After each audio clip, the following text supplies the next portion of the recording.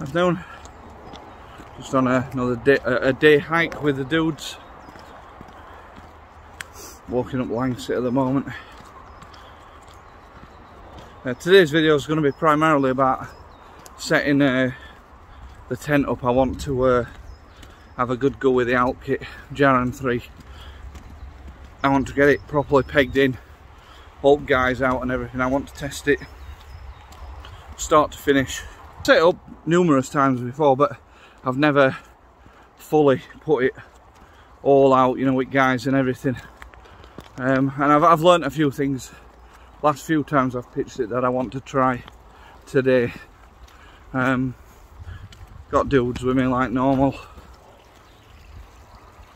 There they are. And we're gonna have a bit of dinner and whatnot while we're out, but so we'll just get up to the location where I think will be good for pitching tent. It's not the best of weather today. Nearly there now, nearly up at camp now, where we can set up. Nice and quiet, not seeing anyone else at all. Never do up here on this little bit we come up to. I don't know, there's a path just back there, so I don't know why more people don't come up. It's so steady and tranquil. So we've got up to where we were last time, and all these trees that have fell down, none of these were down last time at all. That one, the two behind it, this one across here, that one that's leaning there, the one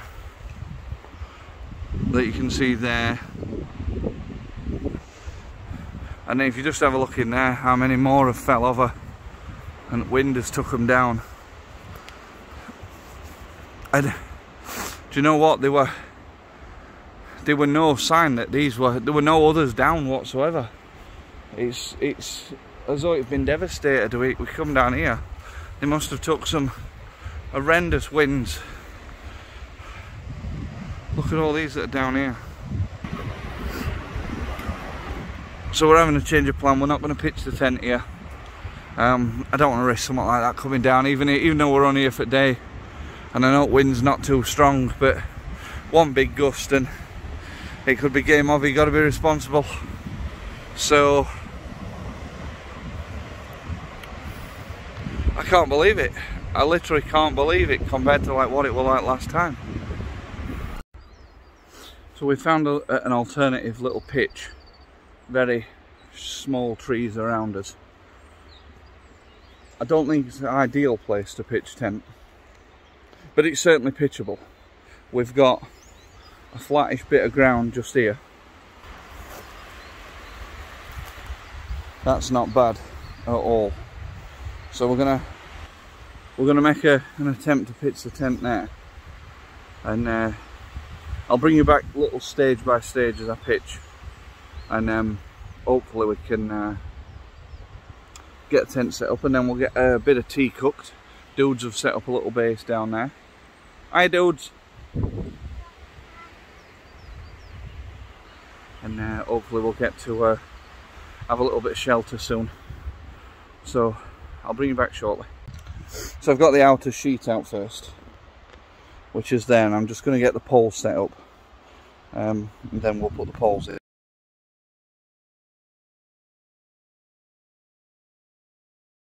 Right, so I've got the outer pitch now. Well, I say pitch, I've got the outer up.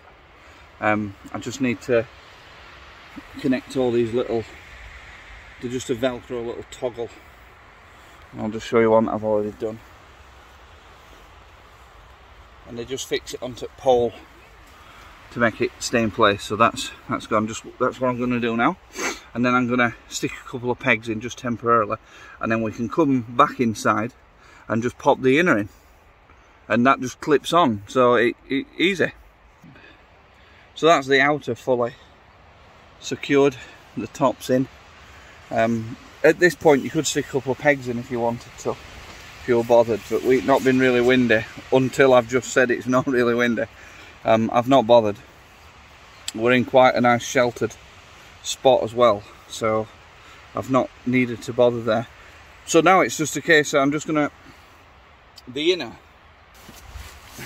the inner will peg into these little clip points, and as you can see on this end we've got blue, and at this end we've got black.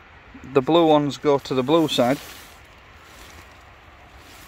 the black ones go to the black side, and then we just clip it on, and it should be as easy as that. Thought I'd let you know about my pegs. I've replaced the 6-inch Alpkit ones with these OEX tri-stakes. I think they're 7-inch, so they're a little bit longer.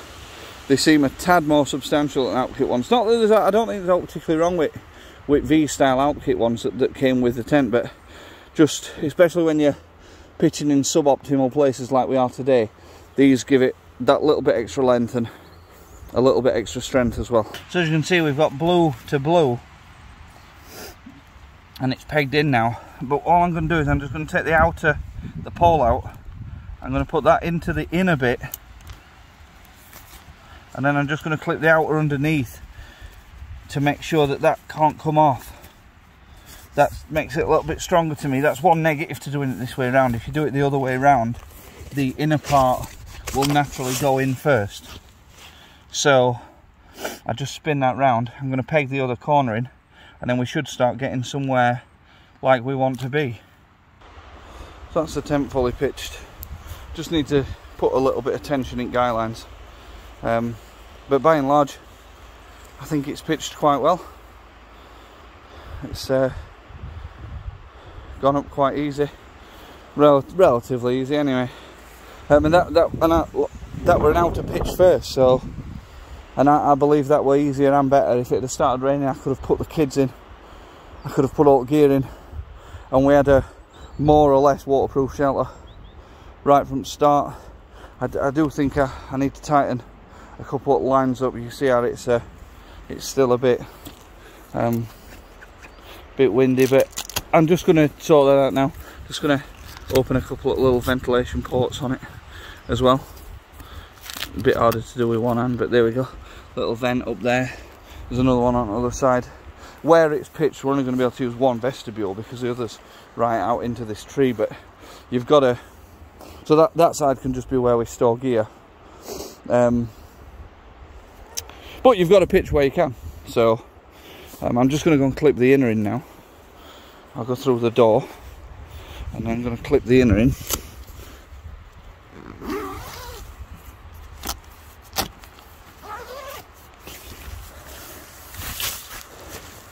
So here we are on the inside. Here we are on the inside, and it's all. And as I say, from in here, if you open the door, so you're kneeling on the actual ground sheet. Oh, I've not brought the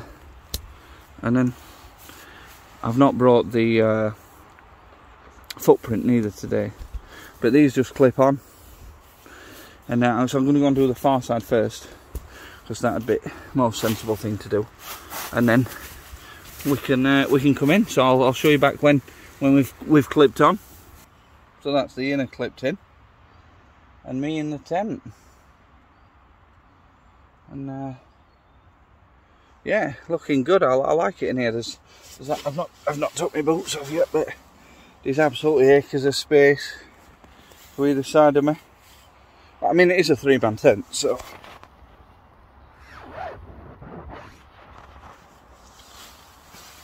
we've got a little couple of pockets down each side, one in every corner. Yeah, bob on. This'll make a fine spot. And as I say, we've got because we can't really use that door. That's where we can put his gear. When I bring the footprint next time, that's a little nice place to store gear. And then we've got the door just here. Sound nice one. I thought it were a bit strange that this door were flopping down so much. I've missed connecting this thing into that pole, so I'm just going to stick it in now. And that's another benefit of putting the outer first, because otherwise you'd have to swap that round. But there we go. So now it's not smacking me in the head like it was before. And then I need to do the same to that side as well, but like I said, we're not really using that side, so that's not quite as essential, but I'm still going to get it done just for the sake. We've got quite a big vestibule area, so if you can see where my feet are, I've got all this gear out there, and the door gives us quite a good space, so this is going to be quite easy to cook up a bit of a dream. Brought a little bit of bacon with us, and a bit of fillet steak, and then we'll just see what happens. But we're not eating just yet. We're just gonna have a relaxing tent and whatnot. But yeah, super. You never know how uneven some ground is until you put a tent on it and you want to lay down on it.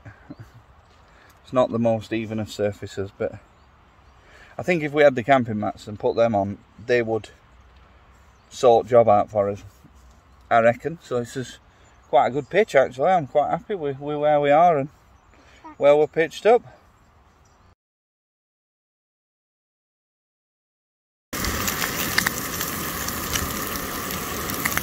Just wait for my bacon to finish cooking, and it's going in there. We're having a BLT wrap today. Not too extravagant. And Ollie's on with a bit of fillet steak now. That's what he wants for his tea, so cooking that up. So just have one last look at the Jaran. Stood up to wind, lovely.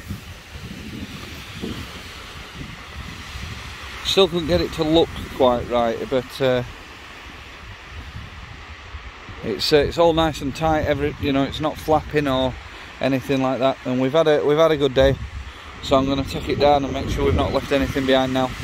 And then I'll just have a quick talk to you just before we go. Wow, that came down quickly. Really did. Just got to roll it back up now, get it in its sack, get packed up and get away. So look at where tent was. Can't tell where we've been at all. Dude's played up there for a little bit and now it's all good. Just a reminder, everyone, if you do camp, just make sure you have a good check of your campsite after you've gone, because I've left this behind. Now, whilst it doesn't look brilliant, it's one of the ties for the Jaran, and a bird or something could easily pick that up or get tangled in it, or it could have not been that, it could have been a different piece of gear, and it could have been something more valuable to me, more deadly to the wildlife that's around us. So just as I say, make sure you always have a good sweep of your campsite after you've finished. That's this day camp finished. Now we're going to head off back down to the car and get off home. Thanks for watching, and we'll see you again on the next one. And I think the next one, if it's after April 12th, might actually be a real camp, because certainly mine and the other camping community believe that as of 12th of April we are good to go, and that's only a couple of weeks away now, so très excite. So thanks for watching, dudes, take care.